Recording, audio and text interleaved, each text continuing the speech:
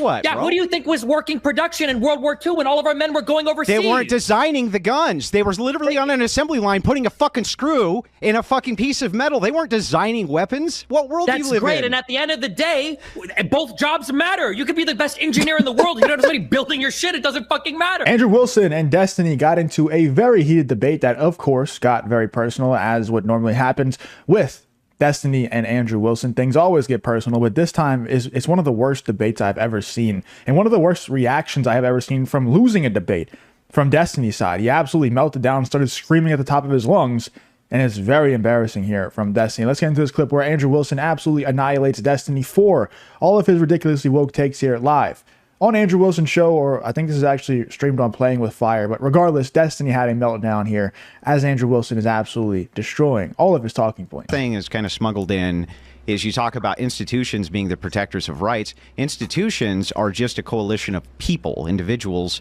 They're going to rely on the enforcement arm also of men. You say it's not masculine men who are defending these rights. However, it is masculine men who are in the military, in law enforcement, things like this, who are the enforcement arm of these rights, who these government institutions rely heavily on in order to enforce what their will is. So it always does come down to enforcement. Do you think then that the countries where women have the most rights are the countries with the most masculine, strong men? So they're not mutually exclusive or non-exclusive. I didn't say they're mutually exclusive. I'm asking because you make it sound like it's just strong men that grant rights. So does that mean that if I were to look at all the women's rights in the world, there's a problem there? There's a smuggling again where you say strong masculine men are the only ones doing them. I'm just saying men is the default are the ones who are doing this. Wait, but why do you say men are the default? Like, we can run that back a little bit more reductively. Shouldn't it be 6 feet or taller men? Like, don't all men that are 5'8" and lower get their rights from men that are 6 feet and taller? No. Why not? Because they don't have a non-equalization on force. A 5'8" person can defend themselves against a 6-foot person. In general, do you think that's true?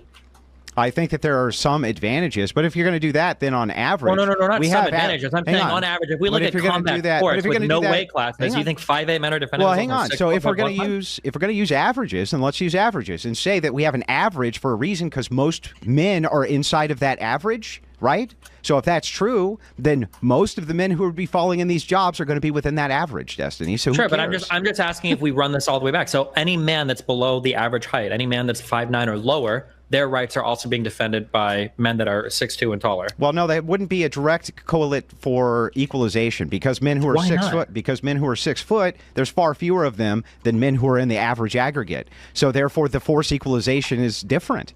However, if you're looking at the force differential from men to women, the average is so lopsided that even weak men can generally defend themselves fairly well against strong women. If you want to do force equalization there, then shouldn't we be looking at people that prefer a heavily patriarchal society versus people that prefer a more egalitarian one? And the force equalization for women on the egalitarian one would be probably that most men would side with that over the ones that want the heavily patriarchal one? Yeah, but that would go with my point, which is that men are the ones who are the rights givers. But men aren't just the rights givers there, because a coalition of 5'9" and shorter men with women are probably going to defend rights more than a coalition of 6 foot plus alpha men. But the distinction there is that you said it yourself, it would be a coalition of men and women, but it'll never be women. So it'll always have to be men. And it'll never be 5'8" and lower men, I don't think, no, right? It will always be. The default will always go to men. Men can always enforce. I don't understand this, man. Like, what is people's, like, Destiny's obsession with acting like men and women are not extremely different when it comes to physicality? Like, I don't get it. Not even just physicality. We're just different. Our entire biologies are different. Our brains work differently. I don't get it, man. Let me know in the comments what it is. But I've never in my life found it difficult to accept these facts. Maybe it's because I'm a man, and a lot of these things that people try to argue that aren't actually differences, that's the things that make men, I guess, superior to women. You know, like, it's not as fun to be like, you have less control over your life, basically, because you can't defend yourself in as many situations as men can. So it's better to just pretend as if you can defend yourself. Or it's not as fun to be worse at sports because you don't have testosterone. And so therefore we're just supposed to pretend like women aren't bad at sports compared to men. Like, I've never understood this, but maybe it's because I'm a man. And so, like, the things that make us different actually are more fun for me. But I don't know. I'm curious in the comments because Destiny's also a man, and he's still arguing for the other side. You know, he's still arguing as like for the stance that we're not that different, and we shouldn't have laws that separate us because of how different we are. I just, it's never been hard for me to accept these facts, and I'm curious to see what you guys think in the comments, because it's ridiculous that women who play basketball at a very mediocre level, so mediocre that I guarantee you if I go pick up 4 random people from my gym who are playing pickup basketball and we go and we play against a college or even WNBA team, we would have a good chance of winning. It's ridiculous that they want more money when their leagues are already bleeding money. They're losing money year over year. That's ridiculous. And I had a ton of people coming after me like, that's so sexist, that's so mean, how could you say that? I could say that because it's the truth, you dumbasses. It might be sexist. I didn't make it this way. I don't make the rules. I'm just reporting them.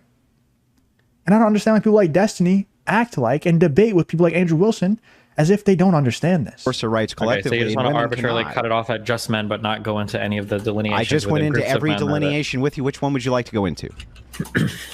I mean, I already said it. I think that you could argue that like taller men are the ones that run society, and shorter men only exist in society essentially at the behest of larger men, basically. Yeah, but we just covered this. That's true. You could say that, but if you're looking at an average, then you're saying that the men who are outside of the average are fewer in number than the men who are in the average. So they're outnumbered. So I don't know what your point is. I mean, it could be the slightly taller men could probably take on 1.5 shorter men. I'm sure we could find some average where 30% of men in society can run the other 70%. And it's still just men. Like nobody looks at, and it's still men.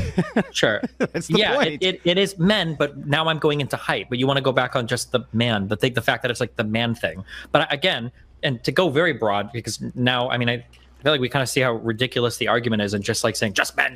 I haven't heard you refute it. Broadly speaking, right, it's hard to refute because it's almost unfalsifiable because you're talking about half the population of the planet, right?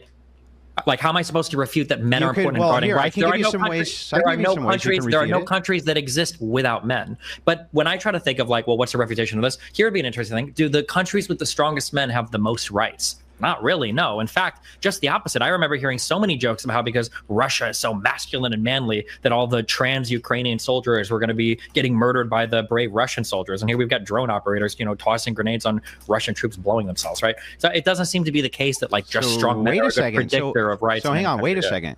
Go for it. So men can take your rights away in those other countries too? No, not just men. Those countries can take your rights away. You need a whole institution. Using the enforcement arm of who? Which sex do you think's the enforcement arm? Countries are powered by men and women. When the Soviet Union beat is the enforcement Nazi arm? Germany, when the Soviet, it's not just about the enforcement arm. Who's giving them the arms to enforce? Usually other men.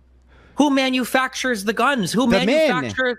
Do you think that there's female gun makers all over the world or what? Yeah, who do you think was working production in World War II when all of our men were going overseas? They weren't designing the guns. They were literally on an assembly line putting a fucking screw in a fucking piece of metal. They weren't designing weapons. What world do you live in? That's great. And at the end of the day, both jobs matter. You could be the best engineer in the world. If you don't have somebody building your shit, it doesn't fucking matter. Yeah, that's... Oh, man. That's Andrew Wilson got him so bad right there, man. Destiny, look, you got to give it to him. He's pretty good at debating, right? Like, there's not often where you're going to see a very obvious moment, unless you're looking really closely where Destiny's kind of lost for words, where he's kind of cornered. That was one of those moments right there. That was one of those moments where Andrew Wilson was like, yeah, they're putting little screws inside of the gun. They're following clear instructions. We could teach a monkey how to do that. We could teach a robot how to do that. They're not designing the weapons. And Destiny had nothing to say. So he was like, at the end of the day, long pause, both jobs are important. Yeah, they're not equally as important though, dumbass. There's a very obvious discrepancy as to which job is more important. Is it putting the screws together and following the clear instructions that the man who invented the gun told you to do? Or is it putting the actual screw in? Which one is a higher leverage position to be in? But watch that back one more time where Destiny's literally lost for words. Let's watch that again. Gun makers all over the world or what? Yeah, bro? Who do you think was working production in World War II when all of our men were going overseas? They weren't designing the guns. They were literally on an assembly line putting a fucking screw in a fucking piece of metal. They weren't designing weapons. What world do you live in? That's great. And at the end of the day, both jobs matter. You could be the best engineer in the world. If you don't have somebody building your shit, it doesn't fucking matter. Yeah, that's nice. Women can be a labor force if men allow them to. That's fantastic. Sure. And what I'm saying, you can say if men allow them to, however you want to say it or whatever, but the reality is at the end of the day, it's not just men, right? You need both halves of society working together to actually fucking accomplish anything. So there is no society or country that's like, you're smuggling Okay, in just men again. You're smuggling in just men. What I'm saying to you specifically is that men are the enforcement arm, and nobody's building shit if men say no. That's what I'm saying. Women aren't going to be able to go to men and say, no, you know what? We're going to do it anyway if men don't want them to, Destiny. That's the distinction. Well, I disagree with what you're saying because I understand. Oh yeah, here comes the strong woman to disagree with what he's saying, and that's where nobody cares anymore. Anyway, let me know in the comments what you guys think about Andrew Wilson absolutely destroying Destiny here to the point where Destiny was completely, literally lost for words, like you don't see him do very often. Let me know in the comments what you guys think about this whole Andrew Wilson versus Destiny situation here.